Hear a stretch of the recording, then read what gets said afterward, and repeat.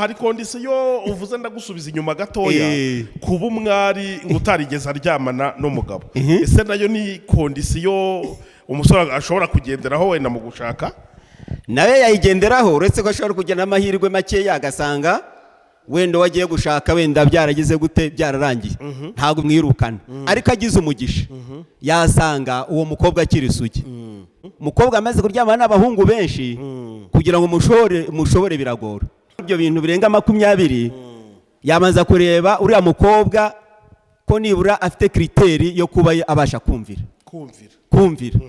kuko dushingiye kuri jambo tumaze gusoma we umukobwa ubwe niwe wamwinginze aramubwiye ati rwose ngewe mfite aho kubaraza n'ingamiya zawe uyu mukobwa uburyo bundi azamenyekana ni ibintu byoroshye uburyo azamenyekana ushobora no kumusura ushobora kumusura ukabanza ukitegereza iwabo ukareba iwabo niba abantu bahagenda deje kuba bahagenda abantu bagenda iyo ari abashyitsi deje uwo muco nawe amaze kuwufata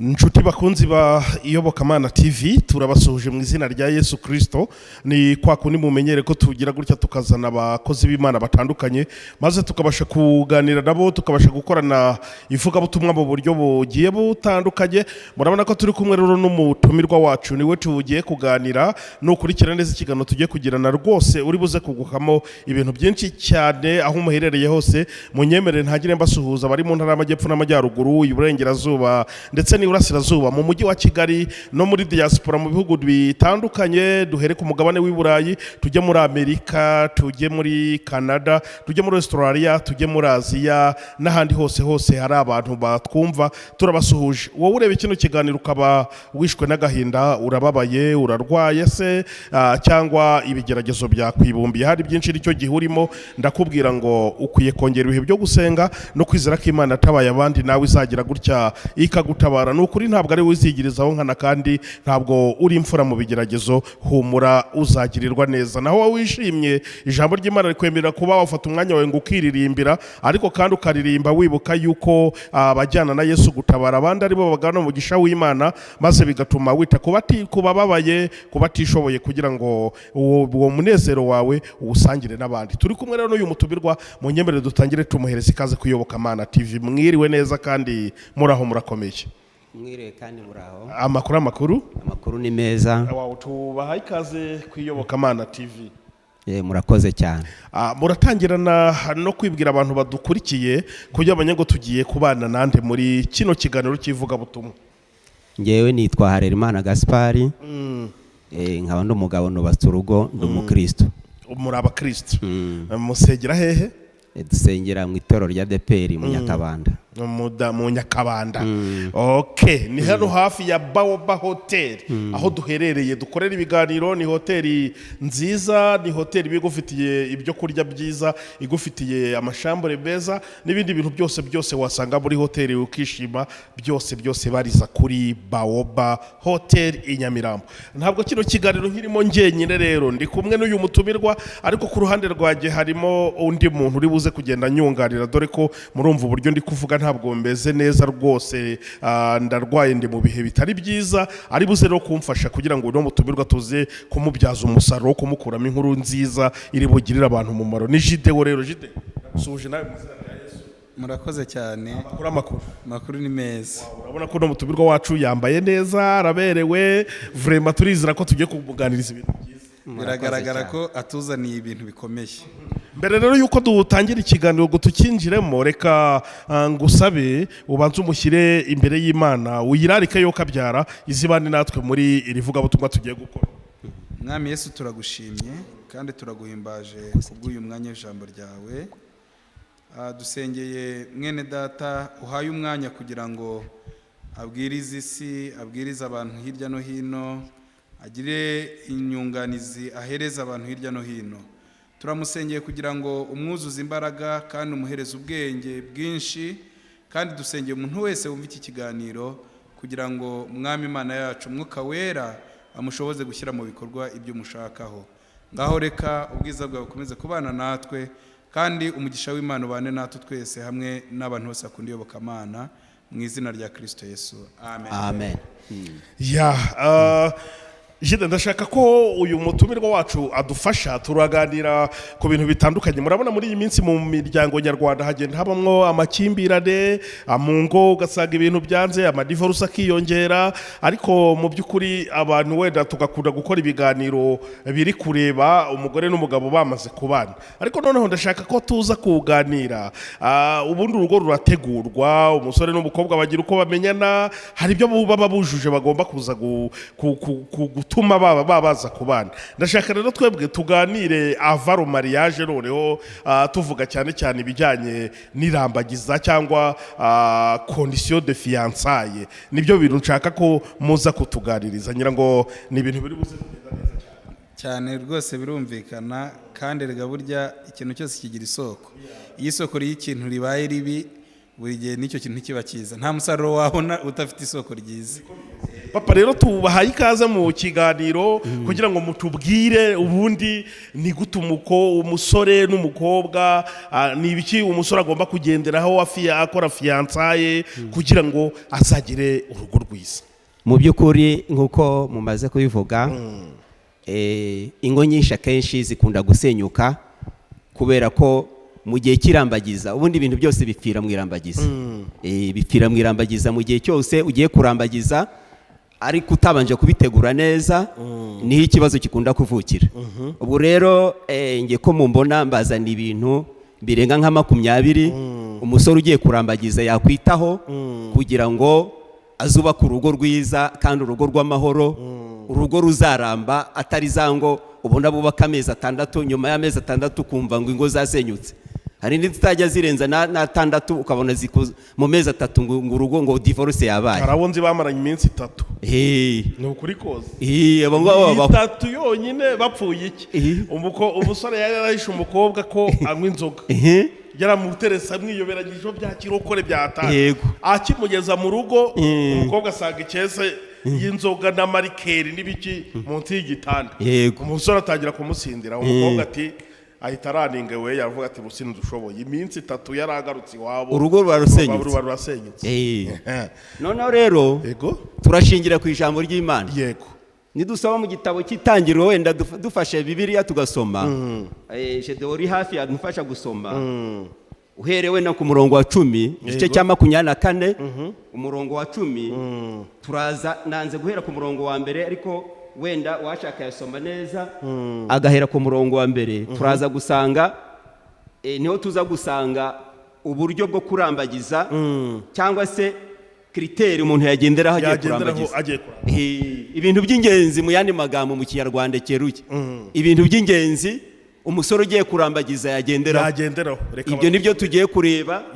Turabisoma wenda duhere mu gice cya 24 mu gitabo cy'itangiriro, duhere ku murongo wa 10 dukomeze upfu gatoya, wenda turaza kubona amagambo cyangwa se izo kriteri aho ziherereye. Igitabo cy'itangiriro ibice 22 umurongo wa 10 haranditse ngo, uwo mugaragu ajyana ingamiya 10 zo mu ngamiya za shebuja, agenda afite ibyiza bya shebuja by'uburyo bwose. Arahaguruka ajya muri Mesopotamiya, agera ku mudugudu w'Abanahori, apfukamisha izo ngamiya ku iriba riri inyuma y'uwo mudugudu. Hari nimugoroba, igihe abagore basohokera kuvoma. Arasenga ati, Uwiteka Mana ya databuja Aburahamu, ndakwinginze umihirwe uyu munsi, ugirire neza databuja Aburahamu. Dore mpagaze ku isoko, abakobwa babo mu mudugudu basohokera kuvoma. Bibe bitya, umukobwa ndibubwire nti, ndakwinginze cisha bugufi ikibindi cyawe unyweho. Akansubiza ati, nywaho nduhira n'ingamiya zawe. Aba ari we watoranirije Isaka umugaragu wawe. Ibyo nibyo bizamenyesha yuko ugiriye databuja neza. Nuko agisenga atyo, Rebeka arasohoka, wabyawe na Betuweli mwene Miruka muka Nahori mwene se wa Aburahamu, ashyize ikibindi ku rutugu. Uwo mukobwa yari umunyagikundiro cyinshi kandi yari umwari, nta mugabo wigeze kuryamana nawe. Aramanuka ajya ku isoko, aravoma, arazamuka. Uwo mugaragu arirukanka aramusanganira, aramubwira ati ndakwinginze mutuzi mu kibindi cyawe nyweho. Aramusubiza ati databuja, nywaho. Atengamatira vuba ikibindi cye, aramuhanywaho. Amaze kuyamuha aramubwira ati nduhira n'ingamiya zawe zeguke. Ayasuka vuba mu kibumbiro, arirukanka yongera kujya ku iriba kudahira, adahira ingamiya ze zose. Amen. Hano rero iri jambo ry'Imana niturisesengura turaza gusangamo bya bintu by'ingenzi umusore muri iki gihe yagenderamo agiye kurambagiza umukobwa bazabana. Yego. Ikintu yabanza kuremberaho cya mbere muri ibyo bintu birenga 20 yabanza kureba uriya mukobwa ko nibura afite kriteri yo kuba abasha kumvira. Kuko dushingiye kuri jambo tumaze gusoma dusanze uriya mukobwa, uriya mugaragu wa Aburahamu yagiye kurambagiza, yarabanje aramwumvira, aramubwira ati mpa kutuzi, mpa ku mazi, undamuzanira ikibindi, amuhaho aranywa, ndetse n'ikindi cya kabiri n'ingamiya. Yego. Aravuga ati n'izi ngamiya sinazireka, nazo ubwazo ndazuhiriye. Bisobanura ko n'ingamiya zari zifite inyota. Ariko aravuga ati sinaha umuntu amazi, izi ngamiya nazo nzihorera. Mu yandi magambo yarafite kriteri yo kumvira. Ikintu yabaje gukora no kumvira. Niyo ya mbere. Ikindi twavuga uriya mukobwa ni umunyagikundiro. Bibiliya yabitubwiye ku murongo ku kiriya gice cya 24 umurongo wa 16 ngo uriya mukobwa ari umunyagikundiro, ngo kandi ngo ari isugi atarigeze aryamana n'umugabo. Yego.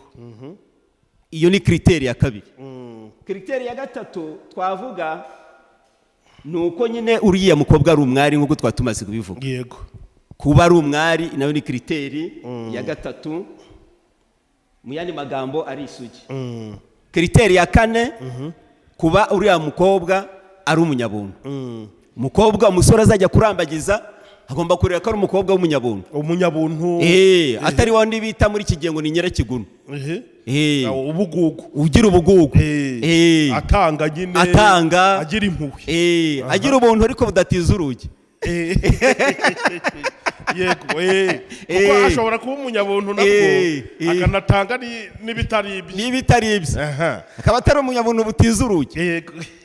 Ku buryo yafata ibintu byose mutunze mu rugo ngo byose agenda bitanga, cyangwa nawe ngo yitange. Umunyabuntu ariko butagize gute? Yego. Budatiza urugi. Hari kondisiyo uvuze ndagusubiza inyuma gatoya, kuba umwari ngo utarigeze aryamana n'umugabo. Ese nayo ni kondisiyo umusore ashobora kugenderaho wenda mu gushaka? Nawe yayigenderaho, uretse ko ashobora kugena amahirwe make yagasanga wenda wagiye gushaka wenda byaragize gute, byararangiye, ntabwo mwirukana. Ariko agize umugisha yasanga uwo mukobwa akiri isugi. Umukobwa amaze kuryamana n'abahungu benshi kugira ngo mushobore biragora. Biragora.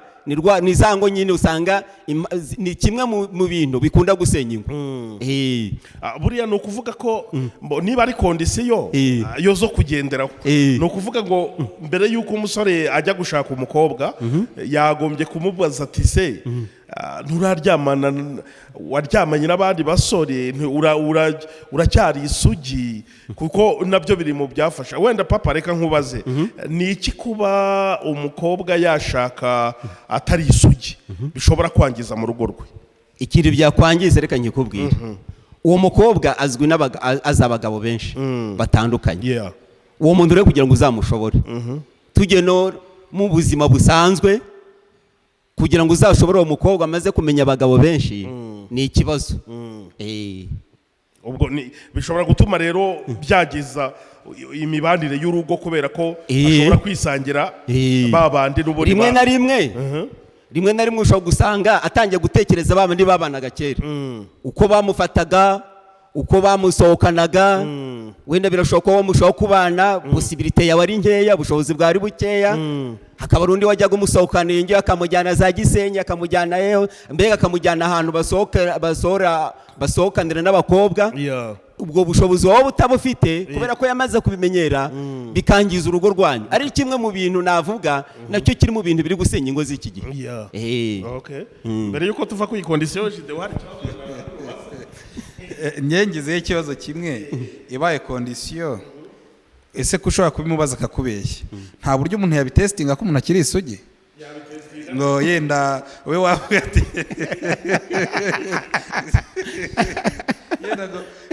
tufashe urubyiruko. Impamvu mbivuga umuco ubu none uriho, abakobwa benshi baba bavuga ngo niba ukiri isugi iwanyu bararoga. Ese dufashe noneho, ese abana b'abarozi nibo gusa bazashaka cyangwa ari ikindi kintu? Ni ikibazo cyumvikana. Kuri ubu kuba isugi ubona biteye ikibazo. Urumva ngo ndi isugi se ngo iwacu se bararoga, ukabona wagira ngo kuba atakiri isugi ni fiyerite cyangwa ni ibintu bisa kuki abantu babyoroheje, kandi nyamara mu by'ukuri ari kondisiyo ikomeye. Ariko mu by'ukuri barabyoroheje, ariko si ibintu byari byo koroshya. Si ibintu byari byo koroshya, kuko nkubwiza ukuri umukobwa wirinze akaza mu rugo ari isugi, ukamushaka ari isugi, byongerera n'icyizere umugabo. Cyane. Byongera icyizere umugabo, niyo yamusiga mu rugo, niyo wajya muri misiyo z'akazi k'umuntu agenda akava hano ukaba yajya na Darifuru, ukava hano ukaba wajya gukorera mu bindi bihugu bitandukanye, cyangwa se ukajya uva hano ukajya gukorera mu ntara utari kumwe nawe, ukamusiga ukwezi, ukamusiga amezi 2. Byabi kubera ukuntu wamusanze uratekereza ukavuga ati uko musize nta kibazo nzagira. Kuko umuntu utarigeze ubikora mu bukobwa ntazajya kubikora yagize gute, yaramaze gushaka. Ngira ngo ni ibintu byumvikana cyane. Murakomeza wenda reka iyo kondisiyo yavaho ibibazo byinshi bigiye bitandukanye, ariko ngira ngo abasore bari kumva nyine ni kondisiyo de fiyansaye bari kutubwira. Iyo ni kondisiyo rwose, ni zimwe muri kondisiyo turi kuvugaho, cyangwa se mu byo umuntu yagomba kugenderaho agiye gushaka. Kandi biri biblike, wakuye mu ijambo ry'Imana. Ntabwo ari ibintu Rebeka yarumviye, Rebeka yari umunyagikundiro, Rebeka yari akiri umwari utararyamana n'umugabo. Reka wenda tuvuge ku gikundiro ho gatoya. Umukobwa w'umunyagikundiro uburyo umushatse, buryo umeze nk'ushatse amafaranga. Urugero, reka nguhe urugero rufatika. Umukobwa ufite igikundiro no mushingira butiki hariya, kubera ko ari w'igikundiro abakiriya bazaza ari benshi. Bazaza ari benshi, bitumwe mu rwego rw'ubukungu nta buryo hari ikintu bashaka. Nubwo wenda tuza kubigeraho kuko hasi nari biteguye, ariko akunda ko tukavugeho gatoya. Murakomeza rero n'izindi. Noneho twari turanyeje kuba ari umunyabuntu. Kriteri ya 5, kubagira ukuri. Yego. Ari umuntu utari macabiranya. Bacabiranya karakomeye cyane.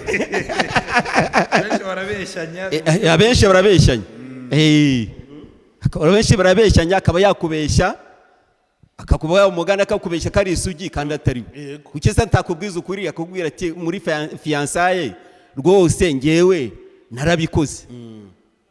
Hari ibyo nangishe mu yandi magambo. Kuba ari umunyakuri. Tamusigira iposho umusigira 5,000, usange wenda rimwe na rimwe yakoresha 2,000 cyangwa yakoresha 3, andi wenda yashyize ku ruhande. Kuba ari umunyakuri. Indi kriteri twagenderaho umusore yagendera agiye gushaka, ni ukureba ko uwo mukobwa afite umuco wo gucumbikira abashyitsi.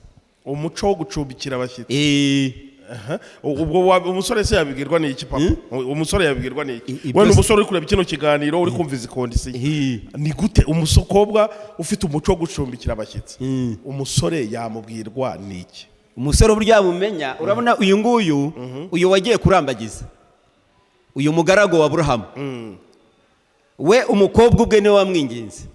Aramubwira ati rwose ngewe mfite aho kubaraza n'ingamiya zawe. Uyu mukobwa uburyo bundi azamenyekana ni ibintu byoroshye. Uburyo azamenyekana, ushobora no kumusura. Ushobora kumusura ukabanza ukitegereza iwabo, ukareba iwabo niba abantu bahagenda. Deje kuba bahagenda, abantu bagenda iyo ari abashyitsi, deje uwo muco nawe amaze kuwufata. Kuko isuku igira isoko. ngenda kubaza ikintu turebe ubuzima bw'abakobwa benshi ba none benshi ba mu mageto ugasanga umukobwa yibera muri geto none ugiye gutestinga umuco wo gucumbikira abashyitsi ese aho ntihaza kuboneka abasore bari buze kubyumva bakahita bajya gucumbikayo ngo barareyo barebe ko yemera kumucumbikira ngo bararane dufashe ako kantu gasobanuke ako kantu ntabwo bisobanuye yuko nibe bya bintu nyine nababwiye mbere ko atagomba kugira ubuntu butiza urugi. Ubuntu butiza urugi twabigereranya n'ibyo ngibyo byo gucumbikira abashyitsi. Ntaza kubacumbikira kugira ngo n'urugi rwo arukure. Yego nibyo birasobanutse cyane. Nirinde kubacumbikira ku buryo agera n'urugi arukuraho. Mu yandi magambo wenda kugira ngo byumvikane. Wenda ngo umusore wese uzazayo ngo arashaka kurara ngo narare agomba kugira n'ubwenge kameme n'ubwenge bugomba kuzamo. Iyo ni indi kondisiyo agomba kwigirira icyizere kandi akanakigirirwa. Kwigira icyizere akanakigirirwa, kubanza kwigirira icyizere muri we yarangiza akanakigirirwa. Nimvuga kwigirira icyizere wenda reka ntange nk'urugero. Umuntu umushyize mu iduka ngo agiye gucururiza, nabanze yigira icyizere cyo kumva yuko adashobora kukwiba. Noneho wowe wampaye, wenda dutanga urugero kuri Jide wampaye akazi kumucuruza mu iduka, angirira icyizere ariko mbere nabanje kukigirira ko ntaza kugira gute ntaza kumwiba. Uriya rero mukobwa dufata urugero kuri Rebeka, yabanje kwigira icyizere kaza kubona amazi yo guha uriya waruje kumurambagiza. Yongera arakigirirwa, abanze aranakigirirwa ko yarabivuze barabyemera. Urubyumva? Dufata urugero rwa Bibiliya, ngenda ashingira kuri Bibiliya. Yabanje kugira gute kwigirira icyizere kaza guha uriya muntu amazi. Noneho uriya nawe aranakimugirira ko aza kubuhirira n'iki n'ingamiya ziwe. Nuvuga ngo habayeho kwigirira icyizere ariko ananakigiriwe. Ndumva byumvikanye aho ngaho. Niba ari ikibazo mwambazaho nta kibazo. Iyi kriteri imaze kubiya ngira ngo irasobanutse. Urumva Rebeka yigira icyizere ko amazi afite ari buze guhaza uriya arayanywaho anavomera ingamiya, ariko noneho ikigaragaza ko nabo bamugiriye icyizere nuko babyemeye. Barabyemeye. Yashoboraga kubivuga ntibabyemere, ariko yarabivuze kubera ko byari muri kondisiyo badeteriminnye cyangwa bashyizeho, bahita bagira gute babyemeye. Reka wenda twongereho kandi yigira icyizere avuga ati amazi ngiye kubaha ni amazi mazima, amazi ngiye gutanga ni amazi meza, nta mwanda afite. Amazi ntago ari amazi y'umwanda. Ikindi zirangamiye ntaza kuzihaza, ndaza kuziha amazi mpaka zihaga. Abahanga bavuga yuko ingamiya imwe nibura yanywaga nka litiro zirenze 60. Reba ingamiya zigera ku 10 rero zose yavomya cyangwa bajyanye ku iriba. Iriba ryaraho ngaho. Ryaraho hafanga yarasivomera kandi koko yaravuze ngo ndazivomera. Ndazidahira. Yari yifitiye icyizere. Noneho kriteri yindi ikurikiyeho ni yakaga ahubwo tugezeho. Ni yakagahe? Ni ya munani. Yego nibyo ndi kuzibara nanjye. Kriteri ya munani ni imibanire myiza nabo mu muryango. Uyu Rebeka yari afite imibanire myiza n'umuryango we. Nuza gusoma neza urasanga yari afite imibanire myiza n'umuryango we na musaza we. Tuwenda dufata urugero kuri musaza we. Musaza we ageze haza kwakira uriya mugaragu wa Aburahamu, barajyana mpaka amugeza mu rugo baramucumbikira. Ubwo se wenda umuntu adeteriminnye iyo kondisiyo y'imibanire myiza nabo mu muryango, turabizi. Reka dufatire urugero ku byabaye hano mu Rwanda wenda muri jenoside yakorewe Abatutsi mu mwaka w'1994. Hari imiryango umuntu yavuga yashize yagiye ibura abantu bose, ugasanga nta bakiriho, ugasanga umuntu yasigaye ari nka nyakamwe. Ni gute umusore azatestingwa umukobwa ko afite imibanire myiza nabo mu miryango ye kandi batagihari? Wenda n'urugero ibyo rero byose uwo mukobwa nubwo atagifite umuryango ariko afite ahantu aba ashobora kuba swata ari kwa Gideon cyangwa ari kwa Gaspard ngewe kuganira iki kiganiro ukabanza ukareba uriya muryango abamo wamucumbikiye abanye gute n'abantu babo babanye gute aba muri ghetto weda no muri ghetto ariko ibyo rero byose iyo ghetto ifite abandi bantu baturanye bari aho hafi aho ngaho hari abaturanyi ubwo rero niba ari muri ghetto ari mu ghetto yo mu gipangu utiza umuryango wakwiga abaturanyi wakwiga n'abaturanyi uburyo abana nabo wakwiga n'uburyo abana nabo mu rusengero babana mu makorari mu makorari ziko abameze n'undi muryango mu itorero kuko turi kuvuga ku mukristo uri mu itorero ashobora kuba n'umuryango w'itorero ese mu muryango w'itorero abanye nabo gute ndakubazaho ikindi kintu dukunda kubona kenshi dukunda kubana n'abakobwa bagiye gushaka ugasanga bamwe na bamwe bagira ibigeragezo by'uko bagiye bangwa n'abantu bamwe bakagira ba nyirasenge babanga byangunda gusanga abantu benshi baranzwe na ba nyirasenge ese ubwo nk'umusore agize umwaku agahura na nyirasenge wamwanze icyo cyo nticyamubera ikibazo cyatuma adashaka kandi ushobora kwangwa nta n'ikindi kintu bivuyeho kugira ngo urabizi mu buryo bubaho ko habaho uburyo bwinshi wakwangamo abantu bakwangamo bashingiye kuri iwanyu umuntu akanga iwanyu nawe akakwangira icyo umuntu ashobora kukwanga ari n'imyuka mibi nawe banaguterereje hari abantu byatereye imyuka y'icyangiro Joel ngira ngo urabizi ko iyo myuka ibaho imyuka y'icyangiro ibaho donc uyu muntu noneho wahuye n'ibi bigeragezo byose iyi kondisiyo ko numva iri bumushyire inyuma y'umurongo we uramugira ihe nama uyu muntu inama namugira wahuye n'izi ngorane zose ndaza kugira inama wenda umusore ugiye kumurambagiza yego kutita kuri ibyo ngibyo Gideon amaze kuvuga by'uko uriya nyirasenge wenda yamwanze cyangwa akamwandikisha n'imiryango cyangwa se nubwo yifitiye icyangiro kubera ko nubwo turi kuvuga ibi byose umusore ashaka kujya kurambagiza ariko urukundo yifitemo rugatuma adashobora kureba na zimwe muri kondisiyo wenda turi kuvuga aha ngaha ubwo se umusore azabwirwa n'icyo umukobwa ufite icyangiro karemano n'icyangiro cy'ikirogano nk'uko Gideon amaze kubivuga se afite umusore ugiye kurambagiza nawe yagombye kugira sinzi niba nabyita iyerekwa yagombye kugira ihishurirwa rimwe na rimwe akaba yagenda yanasenze nk'uko uriya mugaragu wa Aburahamu wumvise ko ari isengesho yasenze zira kondisiyo yabonye kwa Rebeka igishi n'ubundi yari yazisabye Imana wumvise yuko niba mwakurikiye iryo ijambo ry'Imana Gideon yadusomeye wumvise ko ari n'isengesho yazamuye yararizamuye uriya musore nawe yagombye kugenda ariko yanamaze gusenga yamaze gusenga rimwe na rimwe Imana ikagira ibyimuhishurira atabibwiwe n'abantu kuko iby'abantu ni iby'abantu ariko iby'Imana biruta iby'abantu nawe byo iyo nindi another one yindi noneho tujye ku yindi ya 10 ubwora ni ya 9 iya 9 rero turoza gusanga uriya mukobwa abyuka kare agakenyera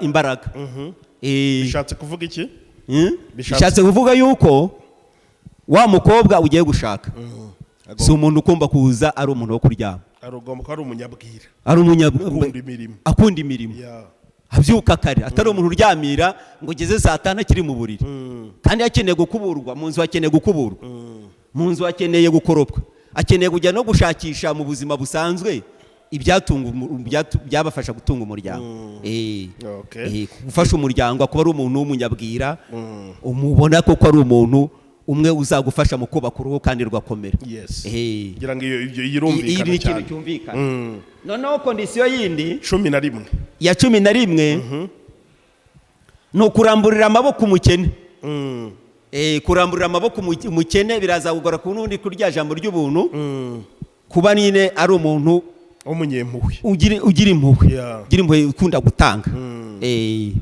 ukunda gutanga adashobora kubona umukene ngo aba yabone umuturanyi ashonje yicwe n'inzara kandi ari aho ngaho ariko wenda umuntu ashobora kubyumva akavuga ati ese yaba ari umugore nawe utanga akwiragiza cyane ugasanga yasahuye urugo ariko ubwo turagarita tugaruka kuri bya biri by'ubuntu butiza urugi agomba kuba ari umunyembuwe ariko zifite umupaka atari ubuntu butiza urugi mu yandi magambo nibyo noneho tugeze ku yakanga ahubwo rero mwakurikiye 11 12 ra tuvuye ku ya 12 nibyo ntatinyisha abana mu gihe cy'imbeho.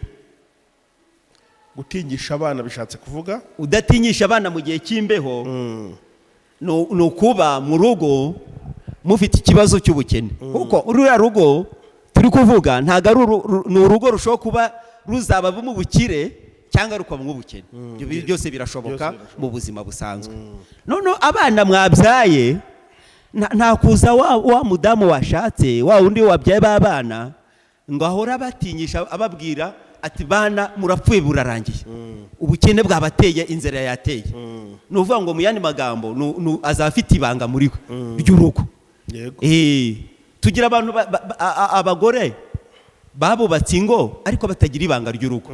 Ibintu byose niba mu rugo wenda hamwagize ikibazo mwe n'umutware wenda mukaba mu mufuka bitari kugenda ibintu byose akabyasasa abana bakabimenya akabijyana hanze mu miryango bakabimenya kwa sebukwe bakabimenya ibintu nk'ibyo. Muri yandi magambo adatinyisha abo babana adatinyisha abana ko ubukene bwaje mu yandi magambo. Gira ngo iyo nayo irumvikana cyane. Tujya ku ya 13. Yego. Anezezwa no gukoresha amaboko ye. Yego. Uwo muntu agomba kunezezwa no gukoresha amaboko ye ahora mu yandi magambo ahora ashakisha icyateza urugo rwabo imbere. Icyo ndumva ari ikintu cyumvikana. Kirumvikana cyane. Yindi akabyuka kareba utaracya akagaburira bo mu rugo rwe. Iyi ndayivugaho cyane we nushaka kwimbaza ibibazo ndabigusubiza nk'umuntu ufite experience mu bintu by'urugo. Yego. Kubyuka karagaburira bo mu rugo rwe. Nayo ni condition y'umusore agomba kurebaho. Wenda kugira ngo nyinjiremo neza ejo bundi ndi kuganira n'umukobwa umwe ndi kumukoraho nka research kuri iki kiganiro ko numva ndi kukitegura ariko ngomba gukora ama research ku bantu bamwe na bamwe. Umukobwa turaganira n'umukobwa ukuze turaganira namubaza se nti uramutse ubona nk'umusore ugiye gushaka rimwe na rimwe nk'utuntu tumwe na tumwe wenda ubona yashingiraho n'utu arambwiye ati ngewe ningira umugisha wo gushaka ati mu rugo rwanjye ntago umugabo azasohoka amatariye icyo kiyo twanagipfa mu gitondo akaramuka atetse kuko naramubajije n'urugero rw'ahaba ahandi acumbitse arambwira ngo mu gitondo n'uramuko batekera bava mu rugo abo mu rugo bariye noneho akabategura n'amazi yo koga bakagenda yabibakore. Umva rero abagabo benshi bakunda kuva mu rugo akenshi nta kintu afashe rimwe na rimwe ugasanga agiye afite inzara ugasanga mu rugo mukubitanye muri restaurant mu gitondo wenda ruri n'umujene kandi afite urugo mukubitanye mu gitondo ari muri restaurant iri gusaba icyayi n'agacapati mu gihe byaba biterwa ibiryo byaba ari bike ntabyo kubera ubukene wenda kubera kondisiyo babayeho mu rugo umugore se yabyifata mwate baramutse ari kondisiyo wenda y'ubukene birumvikana ariko n'utwo dukeye yatumutegurira akamubwira ati wenda rwose mugabo wanjye mwiza hano hari igikombe cy'icyayi mugende mukinyoye hano hari udushyimbo twaraye akadushyushya mukagenda agira gute akagenda dutamiye. Ntabwo nubwo ubukene bwa buriho ntabwo ari bwa bukene ushobora kuba wenda hari ubukene bwo kuba wenda bari ejo bukazongera kurya nimugoroba byo birashoboka biramutse bidahari nabyo si ikibazo ariko biramutse bihari kuko hari n'abo ujya ubona kandi bafite ubushobozi ariko umugabo akava mu rugo nta kintu afashe kubera uburangare bw'umugore ibyo bijya bibaho. Noneho ugasanga rimwe na rimwe natwe nk'abakozi b'Imana umuntu agiye nko kuvuga ubutumwa arabizi ko ku cyumweru ari bwirwa mu murimo y'Imana umugabo agahaguruka akagenda bikarinda bigeze nko akaba uzi ko ari bugeze nimugoroba nta kintu afashe wenda no kwitoro nta kintu bateguye nta muteguriye nibura ngo amuhe akacyayi amuhe umugati agenda afashe ibyo ngibyo rwose byari bikwiriye yuko umuntu uri umugabo uva mu rugo ari ikintu afashe. Ibyo birumvikana. Mukomeze noneho n'indi ngingo. Indi ngingo twavugaho, ategeka abaja be mu rugo rwe imirimo ibakwiriye. Usanga rimwe na rimwe mu rugo abakozi bo mu rugo bari aho, ariko nta ntuza nta timetable begeze bahabwaho imirimo baza gukora mu rugo. Uyu nguyu rero, uyu mugore mwiza ugomba kubaka urugo rugakomera, yagombye gutegeka abo mu rugo rwe imirimo ibakwiriye. None se turi muri fiyansaye, umusore iyo kondisiyo arayireba ku mukobwa gute ko ayujuje? Azaba abikora haba, azaba abikorera mu muryango we wenda. Icyo ngicyo kugira ngo nkigusubize, nakubwiye yuko mu muryango niho abirebera. Ibi byose bibera mu muryango.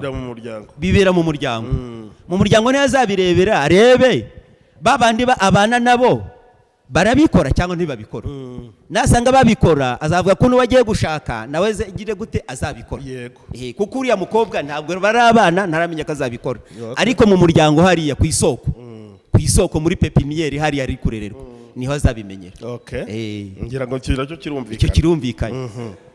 Ikibazo nabaza, ese uyu mukobwa naba wari umukozi muri uwo muryango, tuze kuvuga ibyo tutibagirwa ko hari n'umuntu ushaka umuntu ukora akazi ko mu rugo.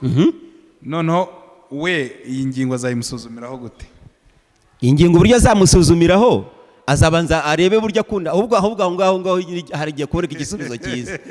Ahubwo biroroshye aho ngaho kukigusubiza, kuko azabanza arebe uriya mukobwa uburyo akunze akazi. Ashobora kuza agasanga rimwe na rimwe yamusuye, ariko bashebuja bari kumutuka ngo hari ibintu yangije, hari ibintu atakoze, ntiyakorobye, ntiyatekeye abana, ntiyabuhagiye. Ibyo byose agomba kubyitegereza akabimureberaho. Birumvikana. Yasanze abikora, avuga ati uyu muntu ukora ibi ngibi n'iwanjye nimpamugeza azabikora.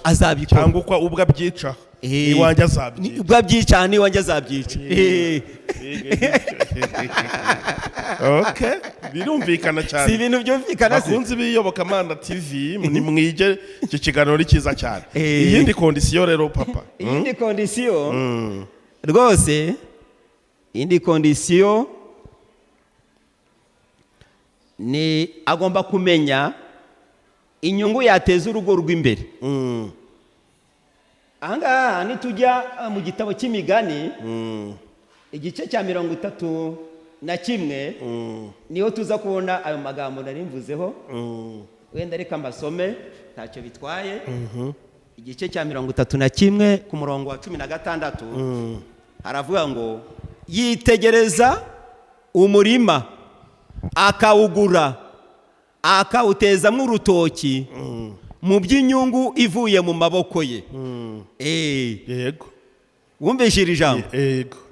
Uyu mugore ngo yitegereje umurima arawugura, arangije aranawugura. Si ukwitegereza gusa ngo arebe, aremo umurima wa Jidewo, ngo yumva agize ishyari, avuga ati ariko uyu murima wa Jidewo urimo urutoki.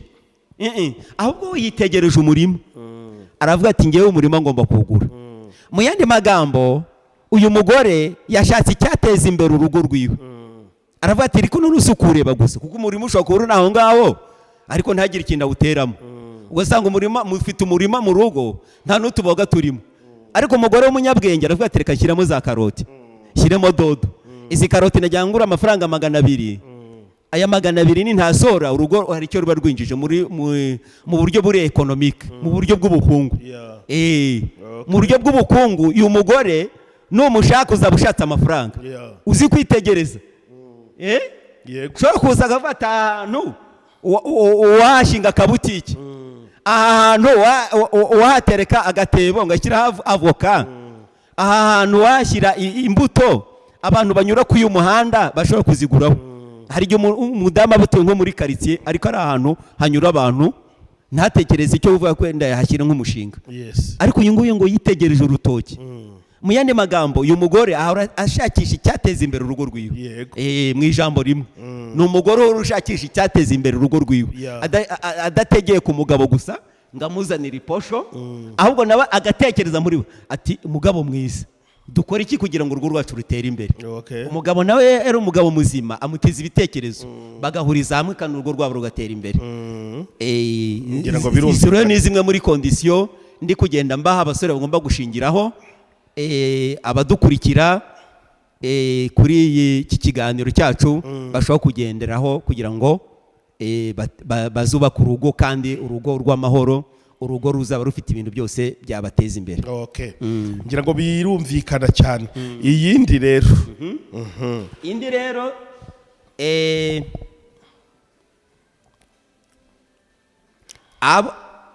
abona ko ibyo akora bimufitiye umumaro. Agomba kubona ko ibyo ari gukora bimufitiye umumaro. Yego.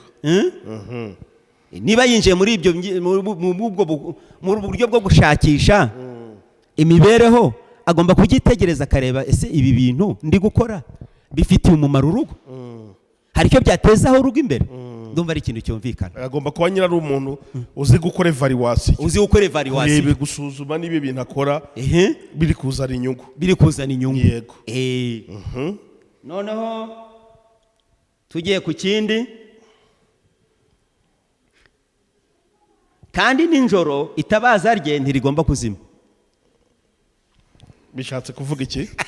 Utazimya itabaza nijoro. Ni ijambo rikomeye kandi rimwe ubwenge. Ndabona cameraman ari guseka. Umugabo we ahora mwirata. Niyo bicaye bari kuganira n'abandi bagabo aravuga ati ngewe umugore wanjye, ati niwe mugore mfite kabisa. Yego. Ahora mwirata kuko abazi yuko nta kibazo bafitanye. Aramwirata. Yeah. Impamvu amwirata nuko abazi bafite imibanire myiza. Okay. Iyindi kondisiyo yindi narengiye kuvugaho namaze kuyivugaho, nuko umugabo agira agaciro mu bandi. Yego, umugabo agira agaciro mu bandi. Yego, agira agaciro. Aba ari umuntu w'agaciro. Uzarebe urugo rwamaze gusenyuka y'abantu bakoze divorce, reka mbabwize ukuri, wenda abayikoze ntibantera amabuye, ariko nkubwiza ukuri ko uyu muntu ufite urugo rwiza agaciro arakagira mu bandi bagabo. Yego. Ibyo rwose. Wenda ari ibintu byumvikana, si twabivugaho cyane. Kondisiyo yindi ikurikiyeho, abana be barahaguruka bakamwita umunyamugisha. Niyo kondisiyo wenda yakwitwa kondisiyo ya nyuma. Yego. Muri izo nateguye. Abana barahaguruka bakamwita umunyamugisha. Abana biwe. Yego. B'uwo mubyeyi, b'uwo mugore, abana yabyaye bamwite umunyamugisha. Impamvu bamwita umunyamugisha ni ibintu byumvikana.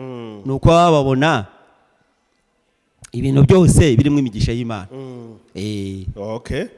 Ngira ngo ni ibintu byumvikana cyane bakunze ibiyobokamana TV.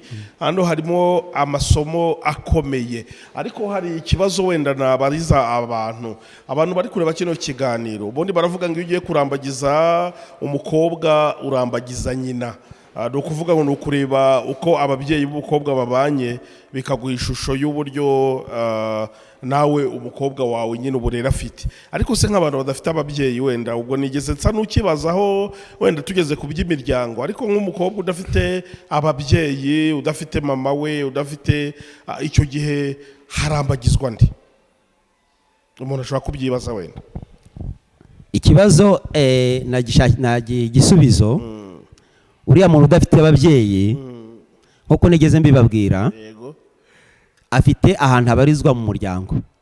Hari umuryango wamwakiriye, hari umuryango wamucumbikiye, hari umuryango wamureze. Aho rero niho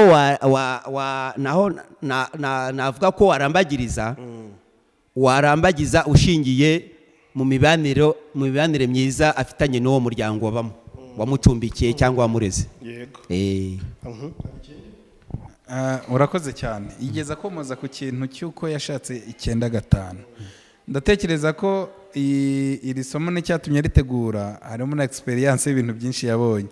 reka tumusabe ku rwanjye ruhande abantu bataza kumva ngo ibi bintu ni amagambo, kuko hari uwabyumva gutya akavuga ati ni uko wowe wambutse, wowe warabishoje tuvugireho. Hari abareba ikiganiro akavuga ati ibi bintu bimeze gutya. Ukurikije izi kondisiyo uvuga, turagira ngo uduhe ubuhamya bugufiya bw'ibyo waba warirebeye n'amaso yawe muri iyi myaka umaze wubatse urugo. Yenda se wabirebye iwawe, wabirebye se yenda n'ahandi, ariko twakunda cyane ko wasa n'uduha ku buhamya bugufiya bwo bujyanye n'uburyo bw'umumaro w'izi kondisiyo. Ese nawe warazirebye ugiye kurambagiza, cyangwa ntiwari uzi ko zinabaho, yenda wabisobanukiwe yenda nyuma uzibonye iwawe? Uragisubizanya n'icyo nari ngiye kubaza cy'umuntu wumvishe wenda izi kondisiyo akumva mu gushaka kwe ntiyazitayeho, kandi kuba atarazitayeho ubu bikaba bimugiraho ingaruka mu rugo. Ese uyu muntu arakora iki? Arasubira inyuma yongera ajye kurambagiza? Biragenda gutaritwara gute? Reka mbanze nsubize icyanyu wenda mubaje nyuma. Uyu muntu wagize amahirwe makeya yo kuba wenda yahuye n'izi kondisiyo zitarabasha kubarizwa mu rugo rwiwe, uyu muntu wenda inama namugira ni uko ashingiye ku iki kiganiro turi gukora yareba aho yagiye yangiza bitagiye bigenda neza, agashyira mu bikorwa ibyo tumaze kuganira. Ndumva ariyo nama namugira. Ikindi navuga ku buhamya nge nagize muri iyi myaka irenga 20 nubatse urugo, icyo navuga ni uko nagize umugisha wo kugira urugo rwiza. Ikindi navuga ni uko nagize umugisha wo kugira umudamu twumvikana, uca bugufi, kuko guca bugufi kiri mu bintu navuga mu bintu by'ingenzi twakongera muri biriya twavuze bifasha mu kubaka urugo. Ikindi wenda mu buhamya natanga ni uko negeze tugira ubukene mu rugo, tugira n'ubukene wenda sintinya kubivuga nuko ndi imbere ya kamera. Hari naho twegeze tugira ubukene ku buryo hari aho twegeze duhura n'ikigeragezo ku buryo tugiraho ibintu ubuzima tubona burahagaze burundu, ariko urugo rwacu ntirwasenyutse. Wenda kugira ngo byumve neza, aho umuntu ajya gucumbikisha umugore n'abana bagasubira kwa sobukwe iwabo, uretse ko bitatinze byamaze nk'amezi agera nko kuri 4, ariko byarabaye nge narabajyanye. Ibyo ndi kuvuga ni ukuri. Nge narabajyanye mbageza kwa databukwe. Umugisha nagize databukwe ntakiriho, nsanga amabukwe ntahari, yaragiye ngo kurwaza umuntu wo muri famiye. Wenda yo mugera imbere ipfunwe ryari kunyica, nsanga ntahari. Mube mugumya aha, nyabuneka nimwe mugumya aha ngaha. Ubwo icyo gihe twavaga icyangugu niho twari dutuye ku Gikongo, noneho kwa mabukwe ni ku Gikongoro. Mbageza ku Gikongoro, wenda Jidewo afite amakuru nimbivuga Jidewo ritabyumva, uryumva. Mbageza ku Gikongoro, maze kubageza ku Gikongoro mbaho ndaza shaka ubuzima muri Kigali. Ndaho ndi umushomeri ariko shakisha akazi nanasenga, nawe ubwo ari gusenga ari iyo ngiyo shakisha utwo gutunga abana, ari iwabo aho ngaho. Ubwo wenda biba ngombwa wenda nuko amaze iminsi arwaye, tuzagarukana wenda dutanga ikiganiro n'abatanga ubuhamya bwiwe. Yamaze amezi agera kuri 4. Abana subwo mwari mumaze kugira nabangaye papa ni abana igihe twari dufite abana 5, ubu dufite abana 7. Bose yari yabajyanye iwabo. Ngewe ndaza shakisha ubuzima, mbinduka umuzirebateri, nshakisha ubuzima, twongera dutangira ubuzima bundi bushyashya. Ariko Imana yagwahora ku ngoma, umutunzi w'imbabazi idiza kumba akazi, nza kubafata njya kubakurayo, twongera turi mu buzima bushyashya. Ubwo se kubakurayo nyirabukwe nako mama we ntiyongeye kuvuga uramuvana aha uti ni nko kongera kumugushyingira bundi bushya kabisa. Ni nko kongera kumushyingira. Ariko nagize umugisha, ndabazana, nari maze kubona akazi. Maze kubona akazi tutangira ubuzima bushyashya, tujya mu gukodesha, tuva mu nzu imwe tujya mu yindi nuko ariko Imana iza kutugira neza. Ubu dutuye mu mujyi wa Kigali, turi mu nzu yacu. urumva ko Imana n'ukuri nta kitakoze. Ubu rero experience naho abantu ni ukwihangana. Iya mbere ni ukwihangana. Nka kubona ikibazo niho navuze cyagiye gutinyisha abana bo mu rugo, wenda nkagarutseho gatoya, gutinyisha abana mu gihe cy'imbeho. Ubukene buraje, abana urababwiye ati murapfuye birarangiye. Wenda dutangira urugero ku mudamu wanjye. Yeza kuba atari umudamu wari ufite izo kondisiyo, njye ntegereza yuko nubwo nige nari ntarabimenya, yaza kuba atarafite izo kriteri, yari kuvuga ati uyu mugabo bigenze gutya ntituzongera no kubana birarangiye. Rimwe na rimwe akishakira n'abandi bagabo. Ariko ntabwo ari cyo yagendeye. Yaravuze ati reka nihangane, muri amezi yose umugabo agiye gushakisha, ndamwizeye ndamwiringiye, nanjye ningira gute ngiye gushakisha, Imana nimuha umugisha tuzongera tubane. Kandi niko byagenze. Kubivuga nta nipfunwe binteye, ni ubuhamya ndi guha abantu bwo kubakomeza.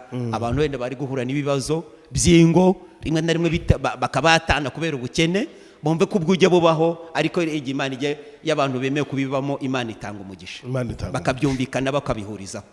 Buriya hari ikintu, buriya abantu benshi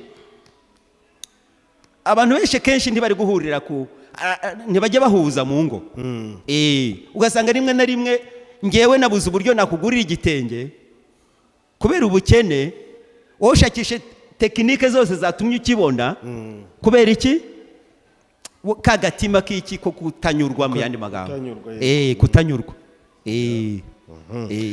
Ngira ngo ni ibintu byumvikana cyane. Turimo tugenda tugana ku musozo w'iki kiganiro.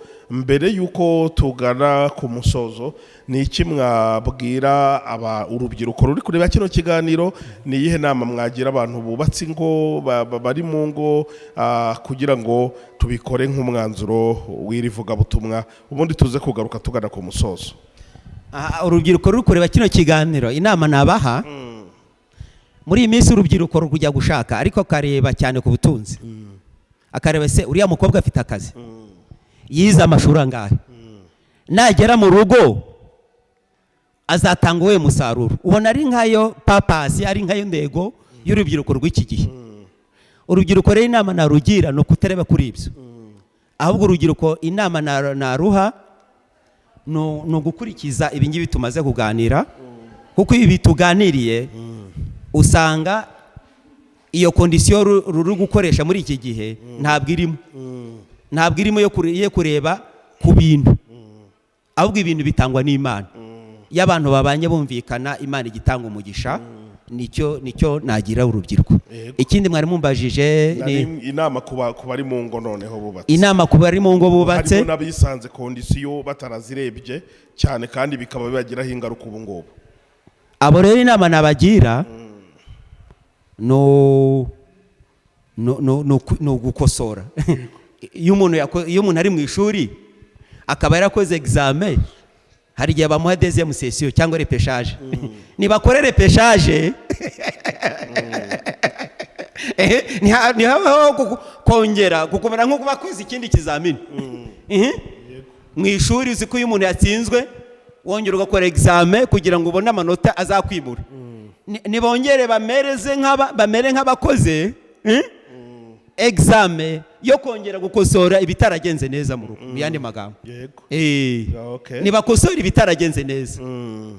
Niba urugero wa mudamu yajyaga aryamira cyane, ntihabeho kubyuka abyuke karakorera bo mu rugo.